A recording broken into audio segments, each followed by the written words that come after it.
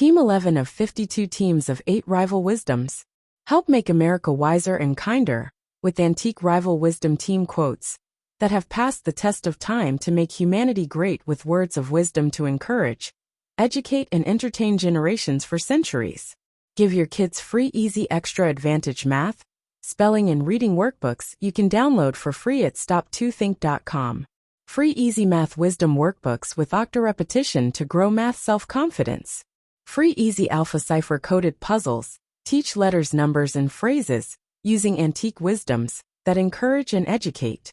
And since time is money, practice reading faster with 52 teams of antique rival wisdoms that have passed the test of time to encourage, educate and entertain generations for centuries.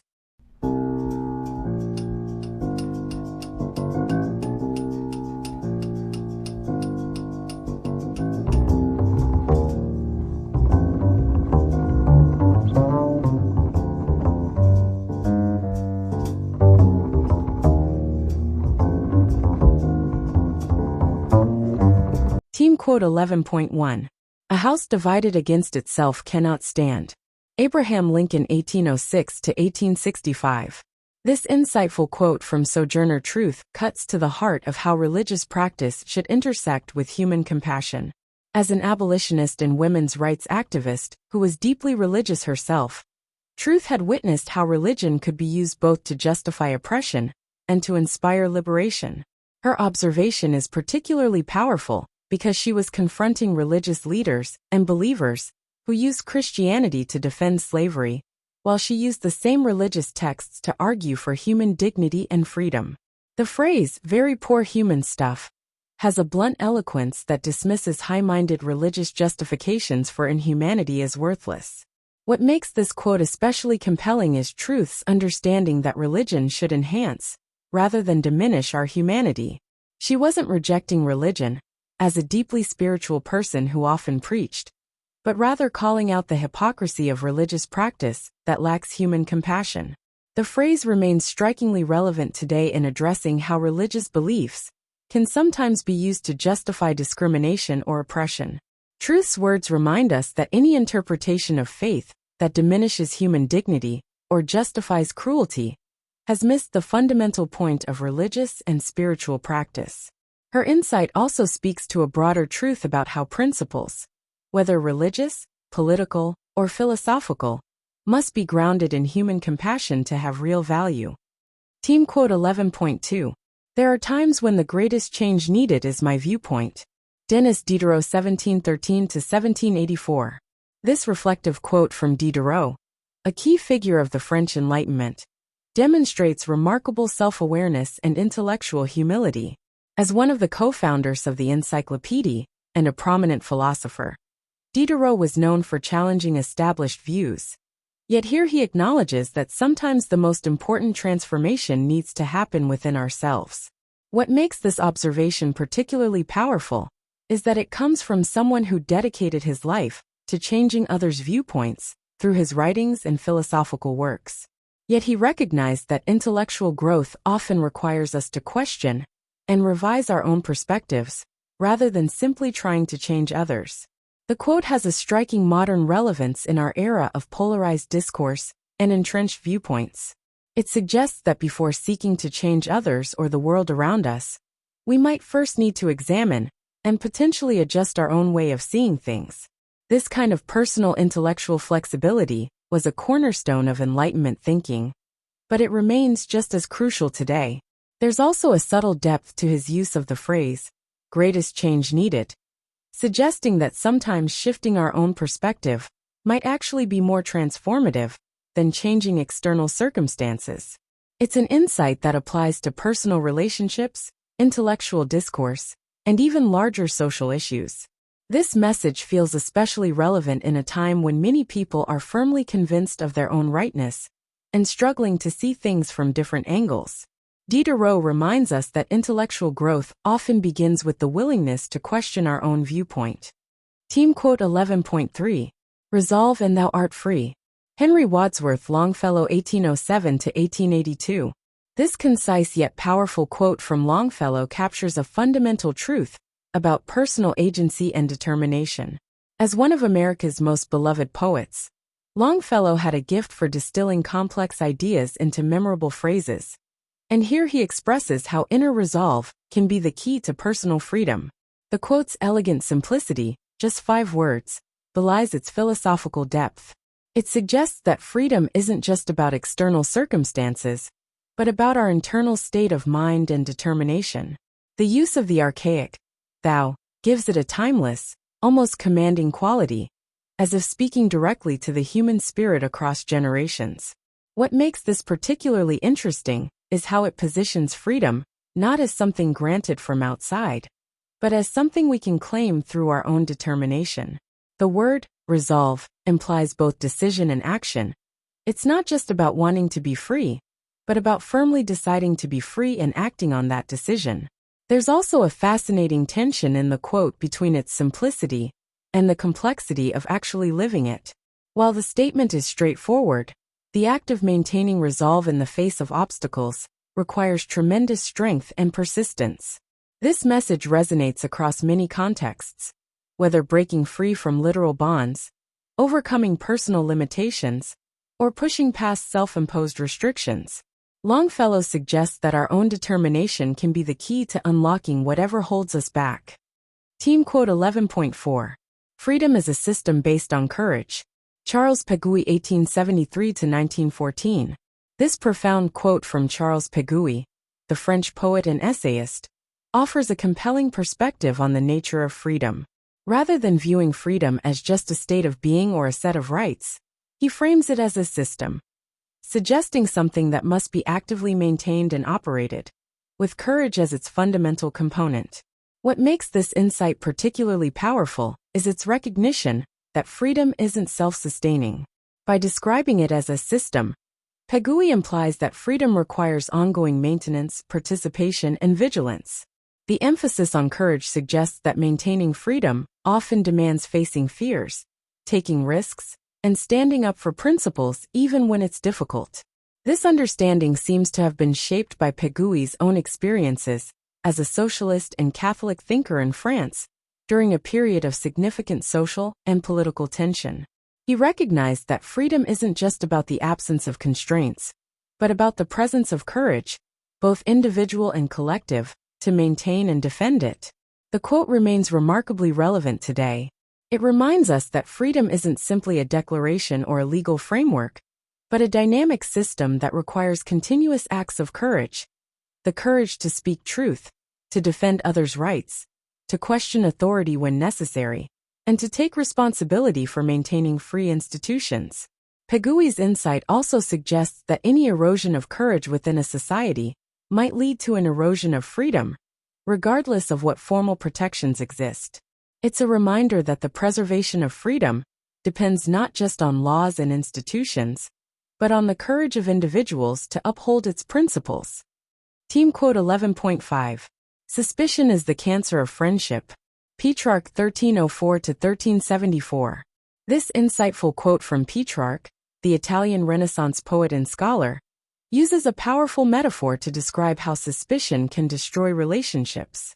Just as cancer grows and spreads through healthy tissue, suspicion can gradually erode even the strongest friendships from within.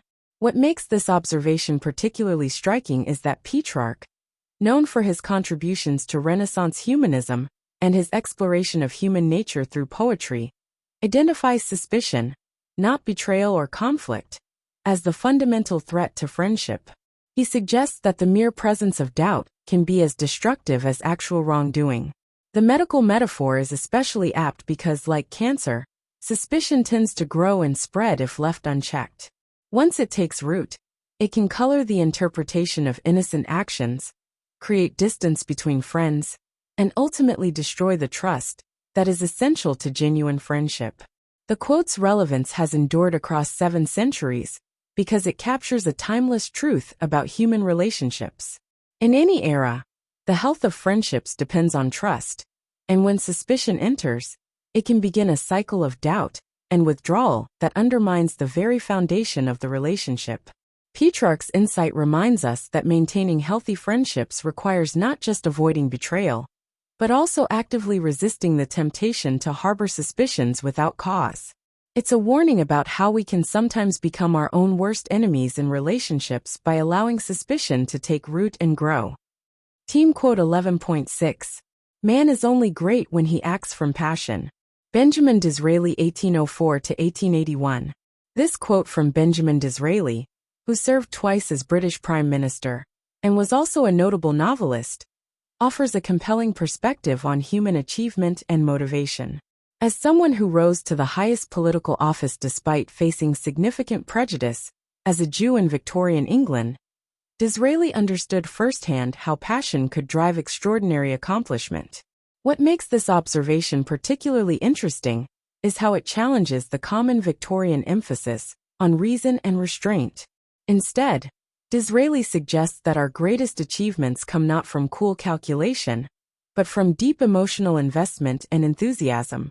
He's not dismissing the importance of reason, but rather recognizing that passion provides the essential driving force behind truly significant human accomplishments. The word "only" in the quote is especially striking.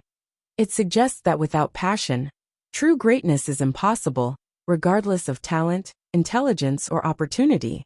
This aligns with Disraeli's own approach to both politics and literature, where he was known for his dramatic flair and emotional intensity. This insight remains relevant today, particularly in an era that often emphasizes efficiency and pragmatism.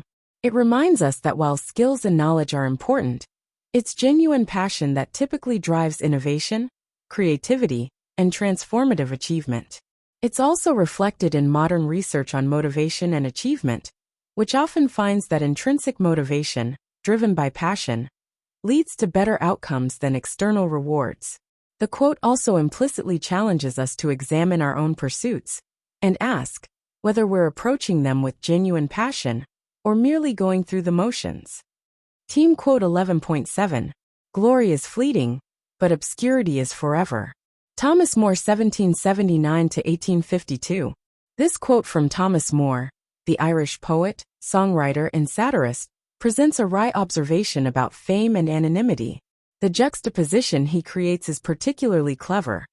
While glory may be temporary, never achieving recognition at all is a permanent state.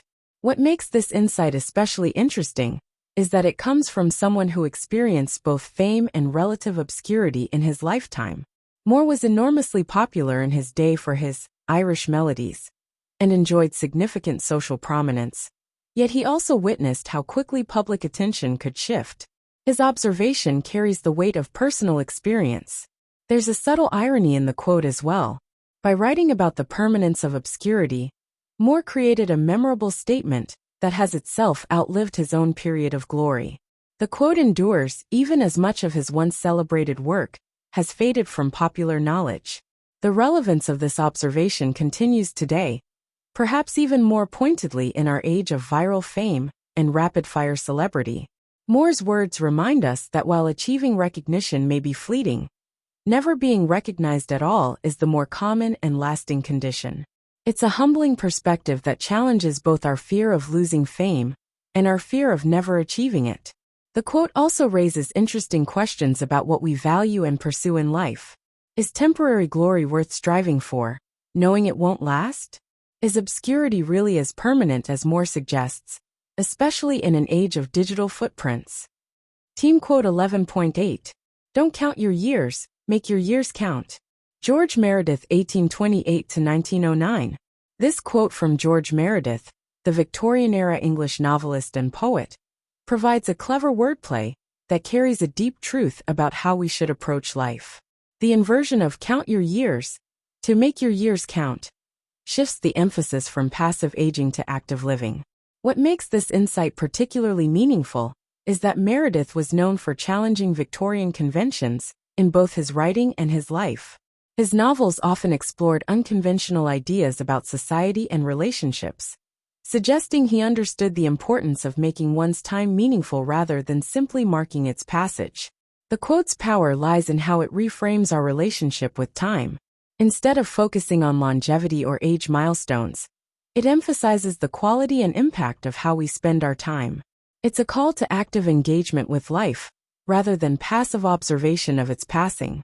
This message remains especially relevant today, when increased lifespans have made the question of how we use our time even more crucial.